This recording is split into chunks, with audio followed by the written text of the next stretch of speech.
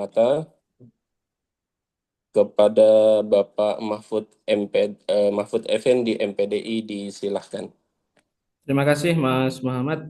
Assalamualaikum warahmatullahi wabarakatuh. Waalaikumsalam warahmatullahi wabarakatuh. Alhamdulillahirabbil wa bihi nasta'inu ala umuri dunya wassalatu wassalamu ala asyrafil anbiya'i wal mursalin. Amma ba'du, yang kami hormati kedua narasumber, teman saya, mitra saya, ada Pak Naim dari STAI Mahat Ali Al-Hikam Malang, dan kemudian ada Pak Suyanto dari Universitas Al-Hikmah Tuban.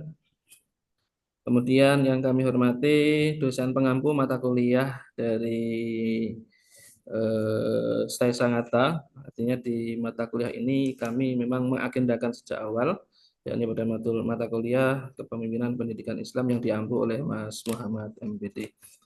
Yang kami hormati segenap peserta yang hadir dari santrinya Pak Naim dan santrinya Pak Yanto. Dan ini membuka peluang karena saya share di beberapa grup sehingga ya memungkinkan ada beberapa dari perguruan tinggi yang lainnya selamat datang di agenda kegiatan kami yang insya Allah kami rutin tiap semester akan mengadakan kuliah tamu.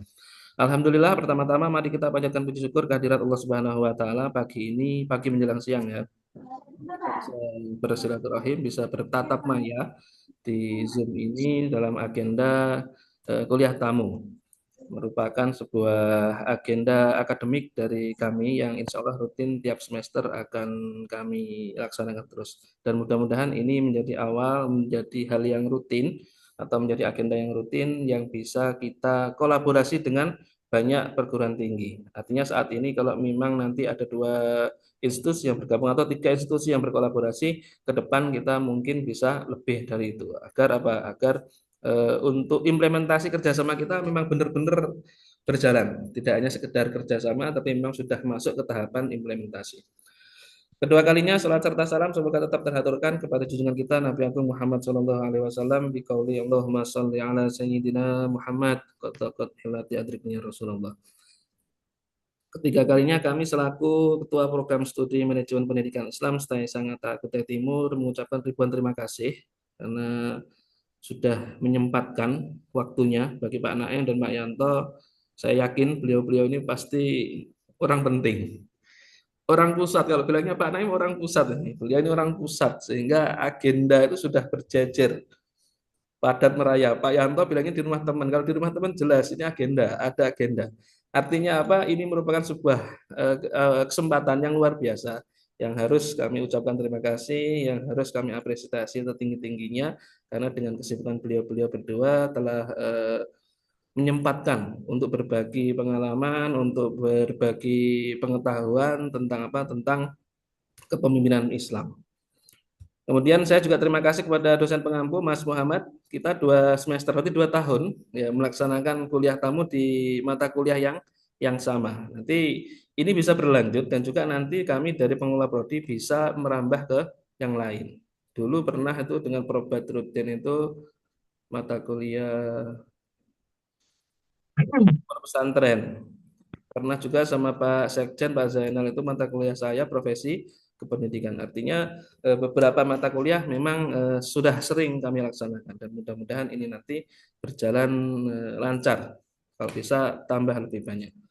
Ucapan terima kasih kepada peserta dari perguruan tinggi khususnya mahasiswa MPI dan pada umumnya ini ada banyak, bilangnya Pak Naim tetap insya Allah ada santriwan santriwati dari Mahat Ali Al Hikam dan juga para mahasiswa dari Pak Yanto. Terima kasih telah bergabung pada acara kami.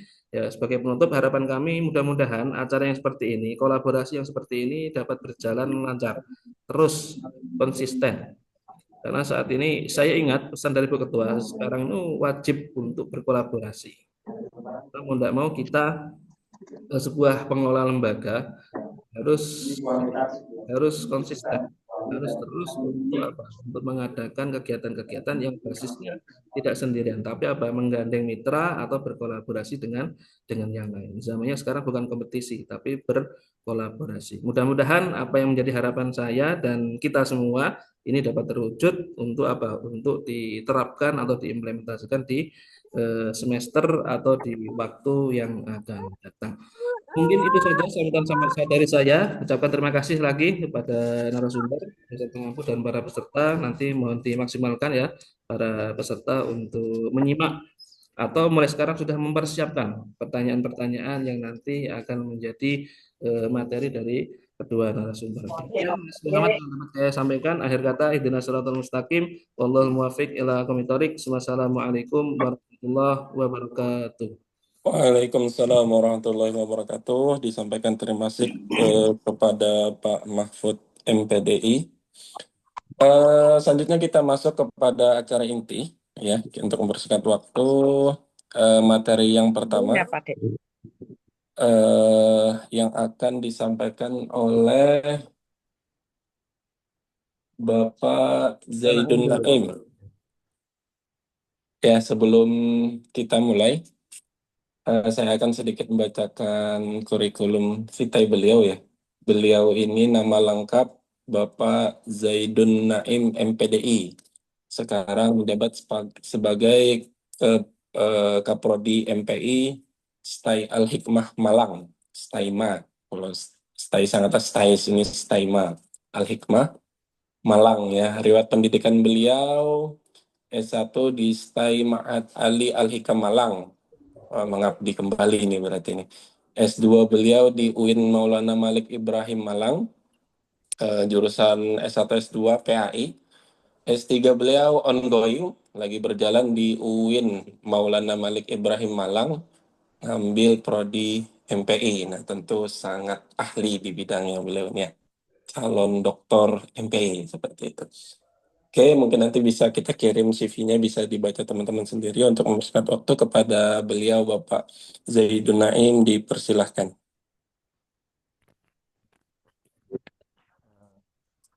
Dengar suaranya saya?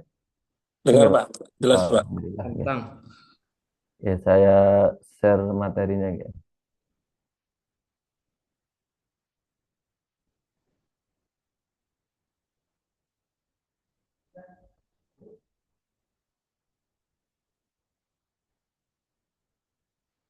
Ya.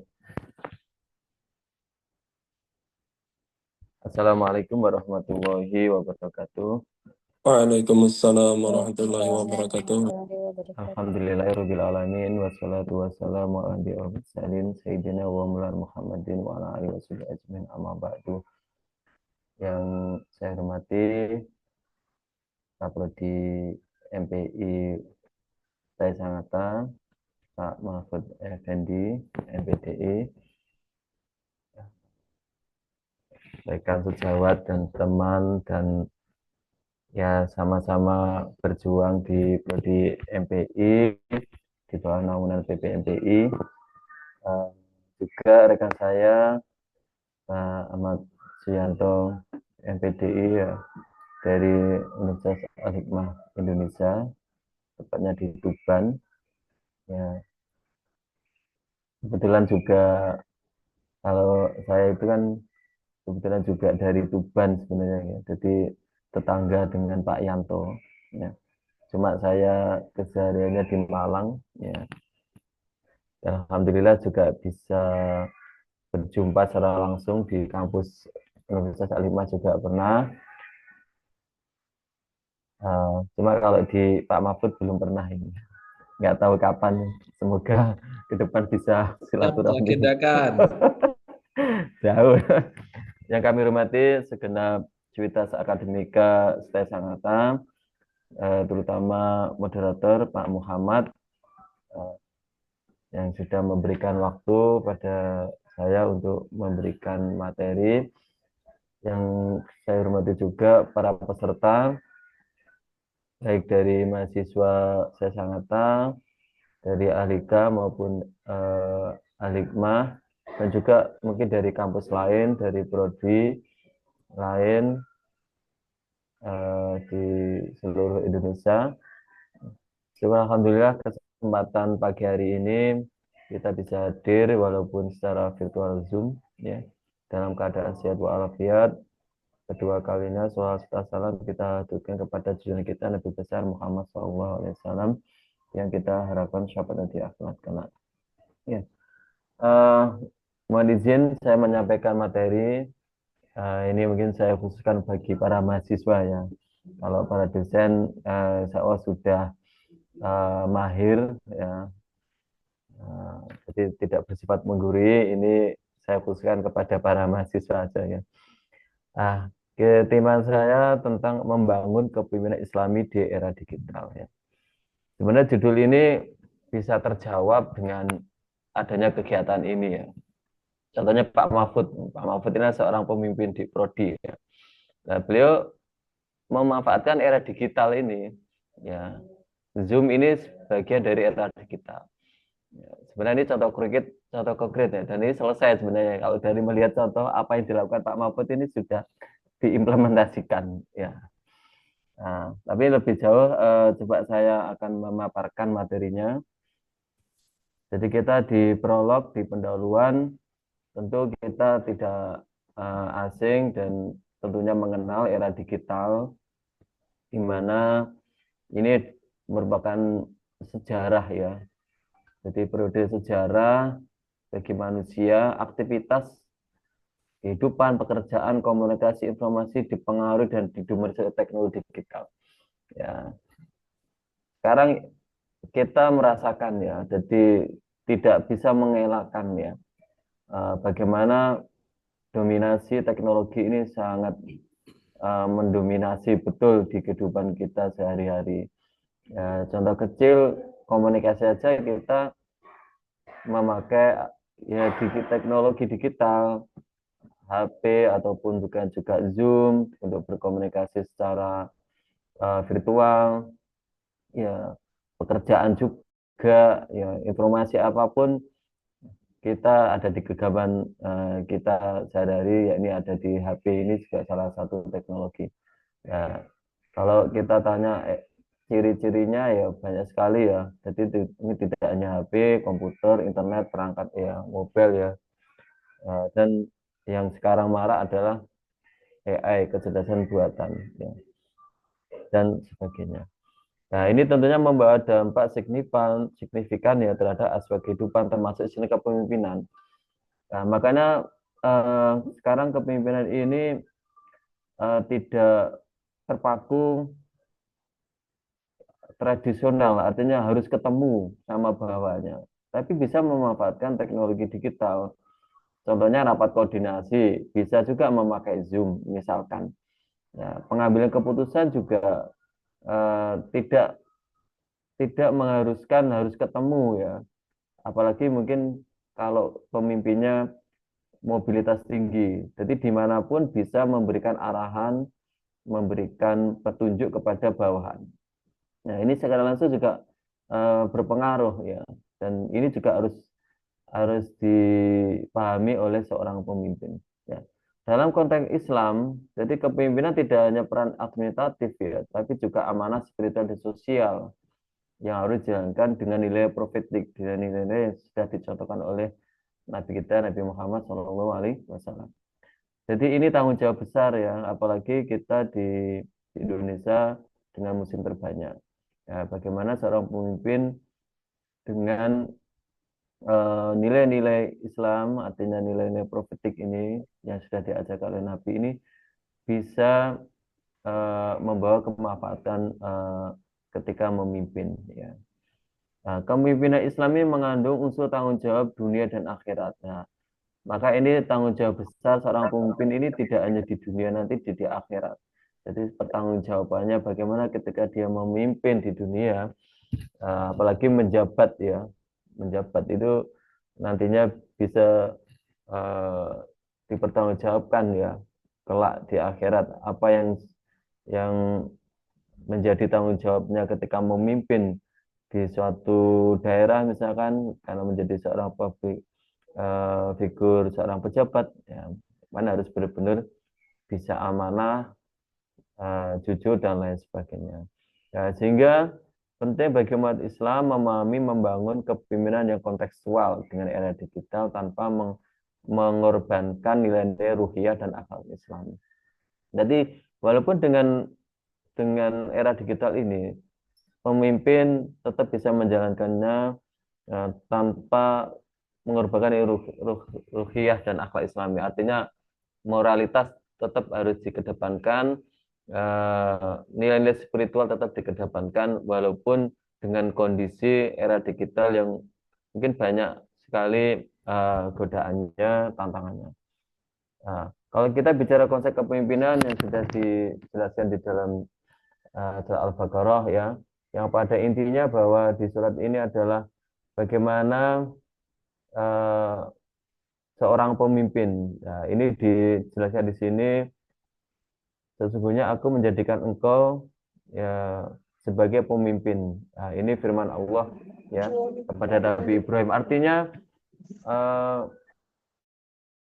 di umat manusia ini pasti ada pemimpinnya, ya, ada pemimpinnya. Dan kalau kita kembali ke individu, kita semuanya adalah pemimpin. Bagaimana kita semuanya bisa memimpin ketika hidup di dunia ini.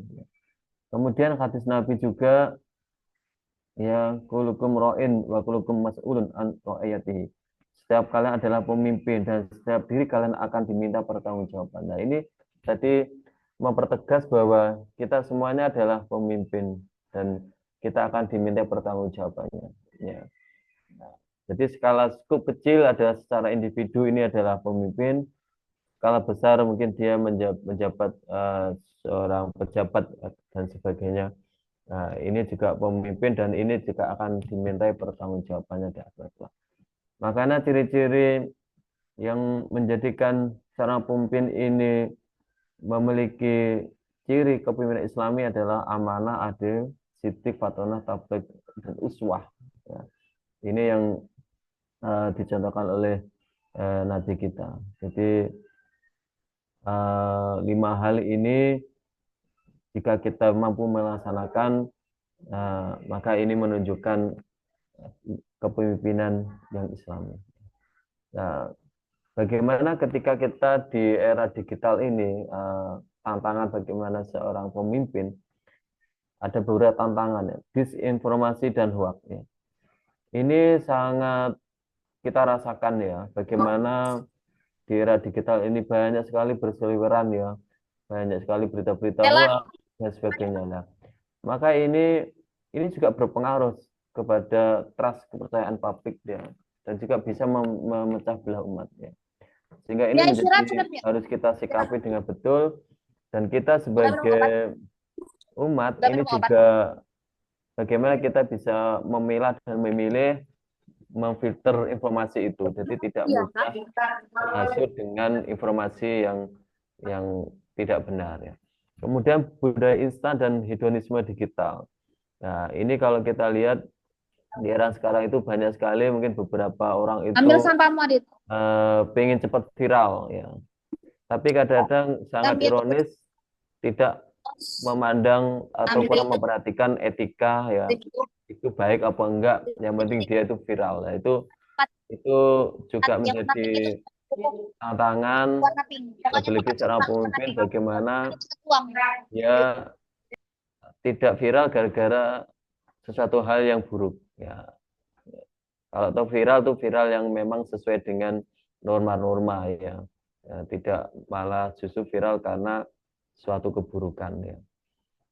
Nah, tekanan popularitas ya, ini juga banyak pemimpin tergoda menukar prinsip dengan popularitas. Jadi gara-gara ingin dikenal populer, maka dia mengorbankan prinsip-prinsip kebenaran, artinya terjerumus. Itu kan juga menjadi tantangan besar bagi seorang pemimpin di era digital ini. Kemudian krisis keteladanan dan spiritualitas ya. Meningkatnya ketimpangan antara citra luar dan kualitas batin seorang pemimpin. Nah, ini artinya luar dalam, artinya sisi dohir atau sisi batin seorang pemimpin itu harus balance, seimbang ya, sehingga dia kuat walaupun di tempat di digital yang tantangannya luar biasa ini, menjadi figur yang baik dan juga memiliki spiritualitas yang tinggi. Bagaimana membangun kepemimpinan ini? Yang pertama, penguatan literasi digital. Nah, ini. Jadi seorang pemimpin di era sekarang, di era digital ini juga harus menguasai teknologi, dan juga selektif pada informasi. Jadi tidak mudah kena hoax ya. Jadi harus cerdas di dalam mencermati informasi. Kemudian personal branding Islami, nah, ini juga perlu bagaimana menyebarkan kebaikan ya melalui media sosial, itu juga perlu. Jadi nilai-nilai Islam, nilai-nilai kepemimpinan yang Islami itu bisa disebarluaskan ya, melalui media sosial. Kemudian kepemimpinan kolaboratif dan komunitas ya. Ini juga penting, seorang pemimpin harus kolaborasi. Seperti contoh pagi hari ini menjadi bukti nyata pentingnya dan manfaatnya kolaborasi. Kalau tidak ada kolaborasi, tidak mungkin acara ini bisa terselenggara. Nah, ini pentingnya, manfaatnya kita bisa kolaborasi dan komunitas kita di bawah komunitas, di bawah juga organisasi MPI secara nasional, ya ini di bawah PPMPI. Ini juga manfaatnya besar, kita berada di wadah yang sama, bergabung di wadah yang sama, sehingga kita bisa berkolaborasi lintas kampus. Ya. Nah, sehingga ini juga harapannya bisa membangun jejaring dakwah sosial, dan terutama kalau kita bicara di pendidikan ya kita bisa jejaring berkenaan dengan pendidikan seperti acara pagi hari ini, jadi bisa berbagi. Yang keempat, menguatkan spiritualitas. Nah, ini kita harus tetap meningkatkan spiritual kita agar kuat di dalam menjalankan kepemimpinan di era digital ini, ya ibadahnya, zikir, menjeria, ujub dan sebagainya. Artinya ini hal-hal yang untuk menguatkan diri, untuk membentengi diri ya dari berbagai macam tantangan di era digital ini. Ya. Apalagi mahasiswa, ini sangat penting sekali bagaimana mengistiqomahkan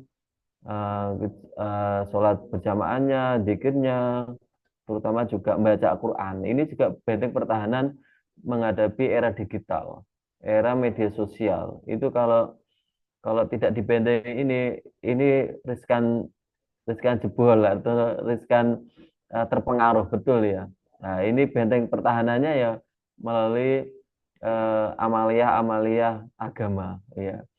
Nah, sebagaimana kalau di Alikam itu motonya itu salah satu adalah amalia agama. Amalia agama. Jadi prestasi ilmiah, amalia agama, kesiapan hidup. Nah, jadi dirutinkan membaca Al-Quran ya, itu juga penting dengan dalam menghadapi era digital ini. Nah, kalau kita bicara teladan, sudah jelas kita bisa meneladani Rasulullah dari sifat jujur, ketegasan, penyayang, strategis, adil. Umar bin Khattab dengan ketegasan juga ya, efisiensi, orientasi, keadilan sosial. Nah, termasuk Sultan Muhammad Al-Fatih mengintegrasikan ilmu, iman, dan teknologi. Dan mungkin yang era sekarang kontemporer, ya mungkin ya kita tahunya mungkin ustadz-ustadz yang justru kita kenal, tahu, mungkin viral melalui digital. Ini juga bisa menjadi contoh ya. Mungkin kalau tidak ada media sosial atau digital ya kita mungkin bisa juga tidak tahu apa kiprah beliau ya. Dengan adanya era digital ini kita bisa tahu kiprah beliau dan bisa mengikuti bagaimana rutinitas kegiatan dakwah beliau. Mungkin pendiri startup syariah ya, sekarang kan era startup ya. Nah, jadi bagaimana juga startup ini juga bisa ini masuk di berbagai sektor ya, di pendidikan atau di keuangan dan sebagainya ini, sehingga kita juga bisa mengenal ya. Nah, termasuk kalau kita tidak di fasilitasi Zoom seperti ini kan mungkin kita juga tidak bisa mendapatkan informasi dengan kegiatan ini ya. Dan artinya teknologi yang dimanfaatkan untuk kebaikan ya. Yang penting kata kuncinya untuk kebaikan. Kalau kita bicara kepemimpinan, ada 10 ya kualitas kepemimpinan. Ini bisa kita coba ini amalkan atau kita terapkan. Yang pertama tentunya memiliki visi ya, seorang pemimpin, integritas, ya juga ada dedikasi, keluhuran budi, rendah hati, terbuka, kreativitas, keadilan, ketegasan. Nah, yang terakhir ada rasa humor ternyata perlu juga ya seorang pemimpin supaya nggak tegang. Ya Pak Mahfud, Pak Yanto ya. Jadi ada rasa humor. Maka seorang pemimpin kadang-kadang bagaimana bisa akrab dengan bawahan, kadang tidak hanya melalui rapat formal ya, kadang bisa diajak ngopi keluar. Jadi bisa lebih rileks, santai gitu, harus ada rasa humornya. Nah, maka ini yang kalau kita bicara kepemimpinan pendidikan, apalagi kita bicara pendidikan ini tidak lepas dari Bapak Pendidikan ya, Ki Hajar Dewantoro ini sudah dicontohkan ya bagi kita seorang pemimpin ya, kita semuanya adalah pemimpin yang baik itu ya ingarso ingarso sing tulodo ya. Ya, ini di Kalimantan saya paham ya. Ingarso sing tulodo kayak gitu tahu ya. Harusnya Paham, Pak, paham. ini nasional soalnya. Ya bahasa Indonesia ini di Kita muka memberi lakukan. tauladan ya. Jadi ini sudah disampaikan oleh Ki Hajar Dewantoro Bapak Pendidikan kita ya. Jadi kalau di depan jadi teladan. Ya, jadi jangan sampai di depan malah menyesatkan. Jadi harus menjadi teladan. Di tengah membangun semangat. Jadi ketika di posisi tengah, bagaimana mendorong, mensupport ya anak buah atau bawahan atau rekan dan sebagainya. Kayak di belakang memberikan pengaruh. Ya.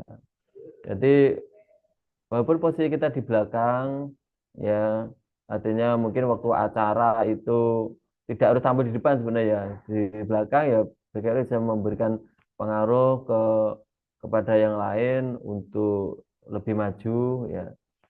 Ya. Jadi artinya ini juga seorang pemimpin juga me- mengajarkan ya dia siap memimpin dan siap dipimpin. Kalau itu nanti seorang pemimpin itu tidak lagi menjabat menjadi biasa, itu juga siap dipimpin ya. Nah, sehingga pengalaman dari seorang pemimpin itu ya harapannya juga bisa memberikan pengaruh kepada yang lain. Ya, maka sebagai penutup eh, karena waktunya kan kurang lebih 30 menit ya. Jadi membangun kepemimpinan Islami di era digital kebutuhan strategi dan spiritualnya. Artinya ini juga strategis bagaimana di era digital ini dengan banyaknya tantangan itu kita sebagai Muslim ini ya tetap bisa mempertahankan nilai-nilai Islam, nilai profetik ya apa yang diajarkan Nabi dan juga mampu mewarnai di era digital ini ya, dengan baik. Nah, itu akan menjadi uswah contoh bagi yang lain. Dan spiritualnya itu harus diperkuat dengan era digital ini. Makanya seorang pemimpin harus adaptif dengan teknologi, ya. Kita tidak boleh juga menafikan teknologi bagian dari kehidupan untuk saat ini ya, sehingga kita harus tetap bijak menggunakan teknologi. Sehingga kepemimpinan bukan masalah jabatan, tapi juga pengaruh positif, keteladanan dan keberanian moral.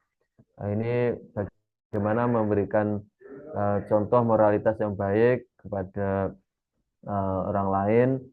Ya, sekarang ini jadi tantangan, jadi banyak kadang-kadang pejabat dengan kondisi tertentu justru bertolak belakang, tambah menjadi urusan pihak berwenang lah. Ini harapannya bagaimana kita bisa menguatkan kepemimpinan ini dengan landasan yang kuat, ya, dengan memberi pengaruh positif yang teladan dan keberanian moral. Nah, maka generasi muda ini para mahasiswa, ya calon-calon pemimpin Maka mulai dengan memimpin diri sendiri, minimal diri sendiri, self leadership ya. Memimpin diri sendiri ini juga penting eh, karena cerminan ya. Ya, memimpin diri sendiri masih kadang keteteran, kesulitan mau memimpin orang lain ya. Dia harus mampu mengatasi masalahnya sendiri. Ya. Jadi kalau mau mengatasi masalah orang lain, ya harus mampu mengatasi masalahnya sendiri. Aktif dan bijak dalam dunia digital.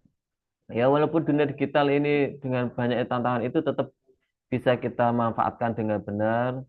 Jadi generasi muda ini bisa memberikan warna yang positif juga ya.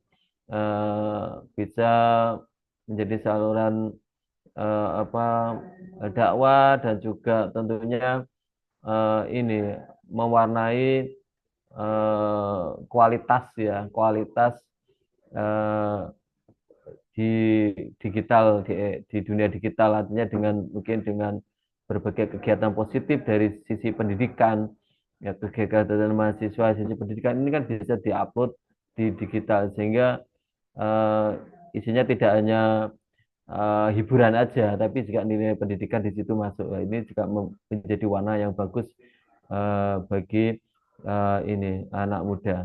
Kemudian bangun citra Islami yang autentik dan inspiratif. Nah, makanya dengan eh, media ini itu bisa membangun citra Islam yang baik ya. Jadi dengan mungkin bisa memberikan apa motivasi atau kata-kata bijak ya yang dan bisa di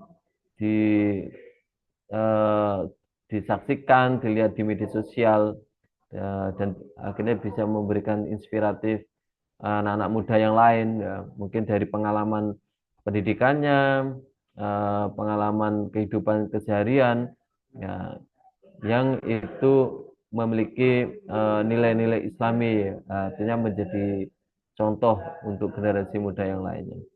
Ya, ya ini saja materi saya. Pada intinya membangun kepemimpinan pendidikan Islami di era digital ini menjadi tantangan dan juga tentunya peluang bagaimana di era digital ini dengan berbagai tantangannya kita mampu mengedepankan nilai-nilai kepemimpinan Islam yang sesuai dengan Al-Quran dan Hadis. Ya. Ini saja. Mohon maaf jika ada yang kurang nanti bisa kita diskusikan lagi. Cukup sekian. Assalamualaikum warahmatullahi wabarakatuh. Waalaikumsalam Waalaikumsalam warahmatullahi wabarakatuh.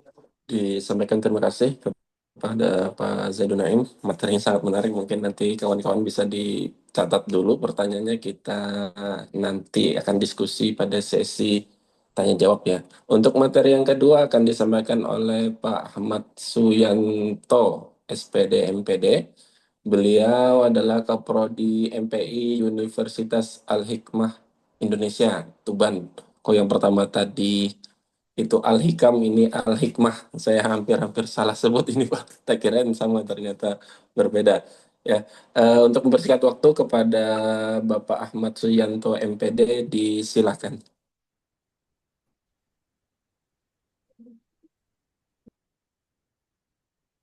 Baik, Assalamualaikum warahmatullahi wabarakatuh. Waalaikumsalam. Bismillahirrahmanirrahim. Alhamdulillah wa syukurlah ala nikmatillah la haula wa la quwata illa billah ma ba'du. Yang kami hormati Bapak Ketua Program Studi S1 yaitu Pak Mahfud Effendi, kemudian sahabat kita semua Bapak Zaidun Naim dari Prodi MPI STAI Al-Hikam Malang. Ini sering kunjung di kami ya, termasuk di grup-grup PPMPI. Beliau ini sangat aktif sekali. Kemudian teman-teman dosen yang gabung juga dan saudara-saudara mahasiswa yang hari ini alhamdulillah berkesempatan hadir Oh ya, fotokan itu dulu lah sekali. hadir Foto lagi. acara Zoom meeting kegiatan hari ini. Mudah-mudahan nanti kita bisa sharing bersama-sama dari Tuban kemudian dari Al-Hikam, sama-sama Jawa Timur ya ini ya. Nanti mudah-mudahan kolaborasi dengan teman-teman yang lain. Ini Pak Mahfud ini luar biasa kegiatannya ya, full, selalu ikut kegiatan PPMP. Baik Bapak Ibu Saudara, ini kebetulan saya dapat tema Leading with Purpose, menjadi pemimpin yang bermakna di dunia modern. Sebentar ya. Kelihatan Bapak Ibu nggih? Kelihatan. Kelihatan. Pak. Kelihatan nggih, baik.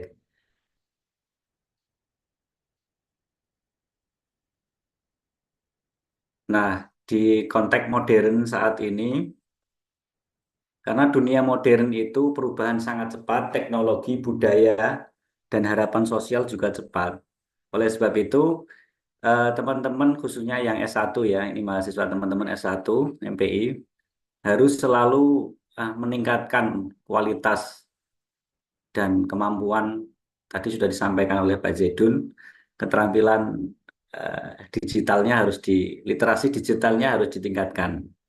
Karena kompleksitas ini sangat meningkat ya, mulai dari culture, krisis global, kemudian kebutuhan baru ya pemimpin yang otentik, empatik, berorientasi pada tujuan. Nah, kalau kita nggak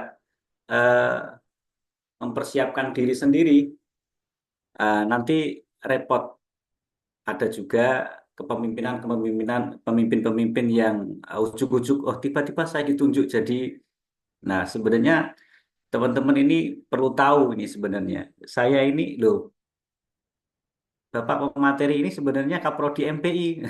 Lah, tapi latar belakangnya apa? Sebenarnya saya latar belakangnya adalah pendidikan dasar, mulai diploma 2, S1, S2.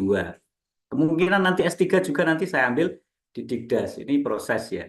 Kalau Pak Zaidun Naim tadi kan sudah tinggal ujian tertutup dan terbuka ini. Nanti kandidat doktor. Nah, kenapa kok institusi memberikan amanah di saya seperti ini? Karena saya sudah persiapkan sejak awal. Bahkan di Al-Hikmah, Universitas Al-Hikmah Indonesia ini tidak sombong ya, maksudnya double jabatan, yaitu PLT Ketum LPM, Lembaga Penjaminan Mutu. Karena kita sudah siap menyiapkan diri untuk siap menghadapi apapun. Jadi suatu saat Bapak Ibu Saudara mahasiswa terutama ya, kalau ada kegiatan-kegiatan yang di kampus ikuti saja, mulai dari hima prodi, hima fakultas, kemudian sampai di universitas ikuti aja. Itu proses penyiapan kualitas kepemimpinan kita yang otentik ya. Kita boleh meniru orang lain, tapi kita ada ciri khas yang ori dari diri kita sendiri. Nah, itu terkait dengan dunia modern yang saat ini membutuhkan pemimpin-pemimpin yang otentik, empatik, terutama empatik. Empatik itu empatinya tinggi dan memiliki tujuan yang jauh, tidak hanya tujuan sekilas. Kemudian, Bapak Ibu Saudara, mengapa kita perlu tujuan? Jadi penting dalam kepemimpinan ini. Yang pertama, memberikan arah dan makna dalam tindakan. Seorang pemimpin yang tidak memiliki visi yang jauh, kemudian tidak memiliki arah yang jelas, maka dia nanti tidak akan memiliki tindakan. Maksudnya tindakannya tidak memiliki makna. Nah, seperti hanya kegiatan hari ini Pak Mahfud Effendi ini luar biasa. Beliau menginginkan prodinya unggul pastinya. Ini kan proses akreditasi Pak ya. Kayaknya sudah di AL ya, atau belum Pak ini Pak. Harapannya ke depan ya unggul. Paling tidak begitu. Memberikan arah dan makna dalam tindakan. Kemudian meningkatkan motivasi internal dan ketahanan tim. Menginspirasi loyalitas, bukan sekadar kepatuhan. Jadi kalau pemimpin itu memiliki arah yang jelas, maka nanti memiliki tindakan yang jelas pula. Sehingga dengan visi misi program yang sudah ditata itu tentu akan berefek pada tujuan yang akan dicapai. Apa itu leading with purpose? Nah, ini. Bapak Ibu Saudara, ini secara tekstual ya, kepemimpinan yang dilandasi nilai, value, kemudian visi yang jangka panjang, tujuan yang jangka panjang, yang tidak hanya semata-mata jangka pendek, menengah, tapi jangka panjang, dan memiliki kontribusi terhadap kebaikan bersama. Jadi kalau ada pemimpin, baik itu pemimpin kelas, pemimpin sekolah, kalau pemimpin kelas kan ketua kelas, pemimpin sekolah, kepala sekolah, prodi, fakultas maupun universitas yang jangkanya hanya pendek, yang value yang apa namanya diterapkan belum begitu ini, maka tidak akan memberikan kontribusi kebaikan bersama. Mungkin kontribusi itu hanya untuk dirinya sendiri, keluarganya, dan koleganya. Banyak di kondisi saat ini yang kita lihat, terutama di Indonesia ya, kita tidak melihat di luar dulu. Di Indonesia, khususnya di kabupaten, provinsi, kemudian pemerintahan saat ini, itu saya kira perlu meniru pemimpin-pemimpin terdahulu, seperti Bung Karno, Bung Hatta, kemudian presiden-presiden yang terdahulu sampai sekarang. Ini harus kita tiru nilai-nilai kepemimpinan yang beliau terapkan. Contoh kalau Bung Karno waktu itu, nilai kepemimpinan yang dimunculkan adalah biarpun kita makan gaplek, gaplek itu singkong ya, yang penting kita tidak punya utang, gitu loh. Beliau mengatakan begitu. Itu nilai yang dibangun. Sehingga berkontribusi apa? Ya, memiliki visi jangka panjang. Ini salah satu yang ada di kita. Kemudian pilar utama yang pertama kejelasan tujuan, purpose, clarity. Apa yang Anda perjuangkan? Jadi kalau Anda jadi pemimpin, apa yang harus diperjuangkan? Seperti halnya kita para kaprodi ya misalnya. Kita tidak boleh hanya semua yang kita lakukan demi borang, tidak, tapi demi layanan. Perjuangan kita ada demi layanan. Kemudian apa yang Anda mengapa Anda memimpin? Mengapa kita memimpin? Ya karena dibutuhkan oleh masyarakat. Pemimpin yang baik itu adalah pemimpin yang tidak menyodorkan diri untuk dipilih. Nah, ini keren. Coba kita nanti analisis siapa saja para pemimpin kita yang tidak menyodorkan diri tetapi diusung oleh masyarakat. Nah, ini luar biasa ini. Kemudian keautentikan. Kepemimpinan yang jujur, selaras antara nilai pribadi dan tindakan. Jadi kalau pemimpin itu ngomong A, ya A. Tadi saya lihat Pak Mahfud tadi luar biasa.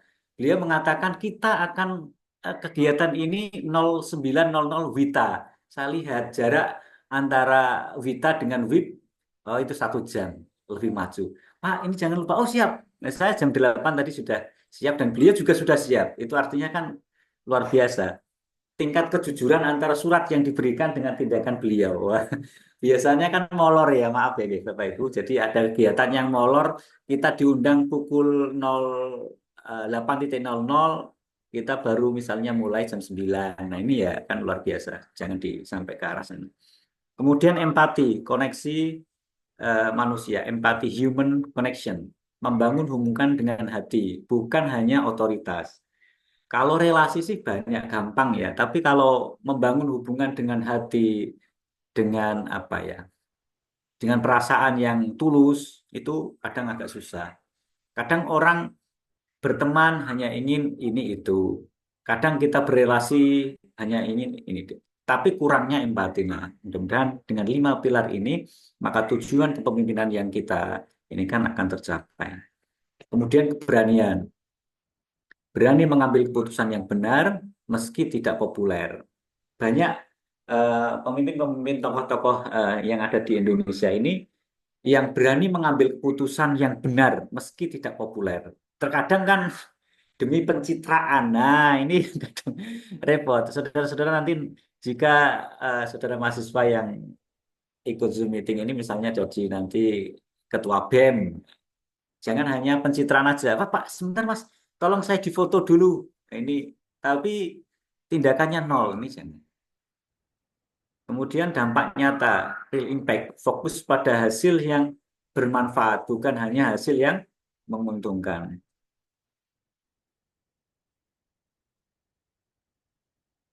Nah, kita coba latihan refleksi. Apa pengalaman hidup yang membentuk nilai pada diri kita? Nilai kejujuran, nilai tanggung jawab, nilai kebersamaan, nilai apa namanya, kebermanfaatan kepada orang lain. Jadi kalau kita misalkan menyusun sebuah purpose statement, saya memimpin untuk memberdayakan orang lain agar tumbuh dan berkontribusi dengan penuh makna. Nah, kita komunikasikan dengan konsisten, mulai dari sisi organisasi, kepatuhan, kemudian cara kita memperlakukan orang lain. Kalau cara memperlakukan kita baik terhadap orang lain, tentu nanti kita akan apa namanya meninggalkan bekas, ya maksudnya bekas terkait dengan tindakan yang baik yang bisa kita uh, tinggalkan. Tantangan pemimpin di era modern ini. Yang pertama adalah distraksi dan overlap informasi. Pentingnya fokus dan komitmen terhadap tujuan jangka panjang. Kemudian tekanan ekonomi versus tujuan etis. Menemukan keseimbangan antara performa dan prinsip. Kadang kegiatan-kegiatan yang kita lakukan ini ada tekanan-tekanan ekonomi. Misalnya, ati karep tapi bondo cupet, ini istilah Jawa ya. Kalau di Indonesia kan adalah keinginan jangka ini ada, tetapi dorongan ekonomi kurang. Tekanan-tekanan ini bisa kita modifikasi sehingga tujuan eh, dalam kita memimpin bisa tercapai. Kepemimpinan virtual, membangun kehadiran dan koneksi dalam ruang digital. Tadi sudah disampaikan Pak Jedun. Jadi seorang pemimpin tidak boleh gagap teknologi. Sehingga bisa membangun relasi, bisa nanti saat ini tidak hanya kegiatan-kegiatan yang bisa dilakukan secara digital rapat, kemudian kegiatan seminar, tapi perkuliahan juga ada. Nah, di Indonesia yang di Kemenak itu satu-satunya prodi apa ya? Prodi siber yang di Cirebon itu ya.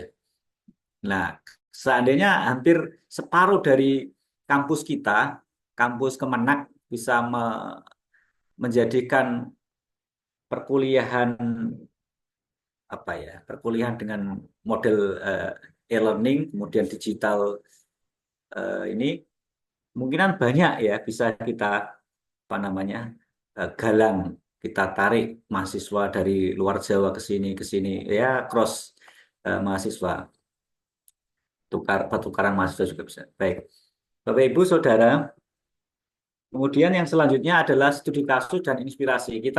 Saya tampilkan contoh-contoh kepemimpinan dengan purpose ya. Ini mulai dari eh, Adem, Jessica, Jessinda Adem, ini kepemimpinan berbasis empati dan transparansi.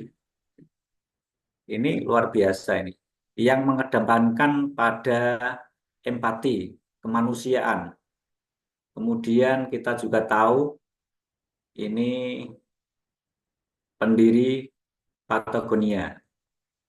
Ini juga dengan kesadaran ekologi yang memiliki orientasi ke sana. Yang tidak kalah penting juga ini Nelson Mandela, pemimpinan yang mengutamakan rekonsiliasi. Ini seorang pejuang anti apartheid, negarawan, simbol global perjuangan untuk keadilan. Ini presiden kulit hitam pertama Afrika, ini luar biasa ini. Kemudian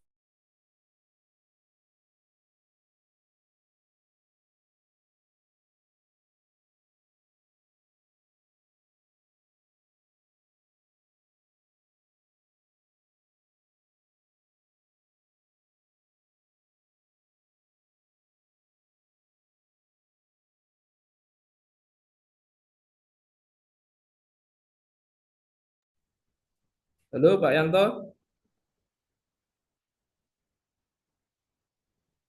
Tuh, malah kita yang keluar Mas. Jaringan kita Pak. Halo, halo lagi. Masuk Pak. Aduh. Kenapa? Bilang jaringan Keluar ada. semua nih. Se-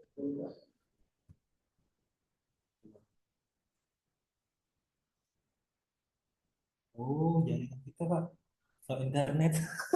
Jaringan kita. Kominfo. Ini aktif kok Kominfo. Ini ya Pak.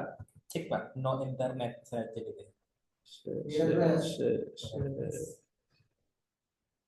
Yang udah terhubung ini. Oke.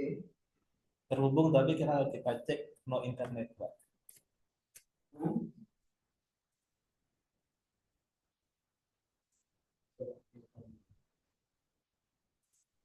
Sudah masuk belum?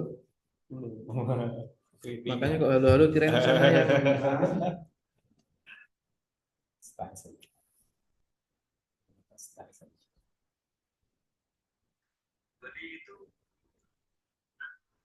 Hah? Sampai langsung ya. Start langsung.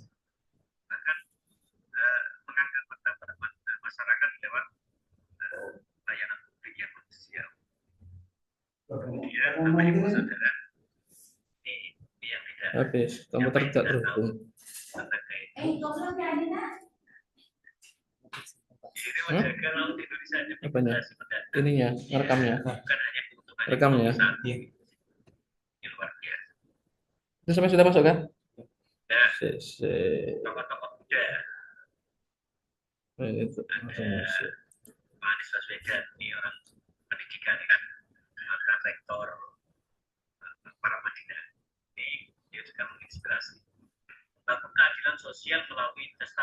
Tapi tersimpan nggak Pak?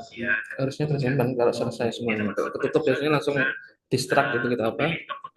Ekstraksi. Saya rekam ulang kita Pak. Saya aja biar jadi satu di tempat saya. Ini baru mau masuk. Saya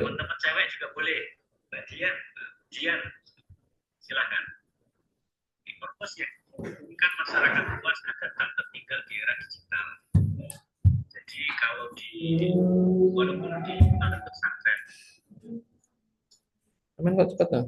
Saya menggunakan hotspot Styles, Lagi. bukan menggunakan Kominfo.